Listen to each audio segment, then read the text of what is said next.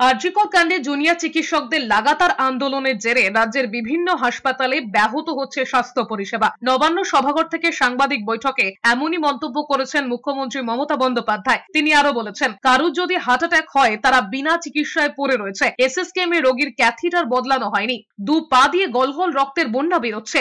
একইভাবে বিভিন্ন সরকারি হাসপাতালে প্রসূতি বিভাগেও প্রসবের কাজ চিকিৎসকদের কর্মবিরতির জন্য আটকে যাচ্ছে, তাও কোনো ডাক্তাররা সেগুলো নজর করছেন না। মুখ্যমন্ত্রী আরো বলছেন, কোন নগরে বিনা চিকিৎসায় মৃত যুবক বিক্রমের মাও তো কাঁদছেন, ওদের জন্য মোমবাতি জ্বালাবেন না। আর কতজন এভাবে মারা গিয়েছেন সেই তথ্য রাজ্য সরকার খুঁজছে বলেও জানিয়েছেন মুখ্যমন্ত্রী। তার আরো মন্তব্য, চিকিৎসকরা কাজে ফিরুন, আর্ত রোগীদের বাঁচান। ডিজি ও মুখ্য সচিবকে বলে দিয়েছেন জুনিয়র চিকিৎসকরা আলোচনা করতে চাইলে আবার বসুন, কিন্তু তিনি আর নেই। We want justice for common people.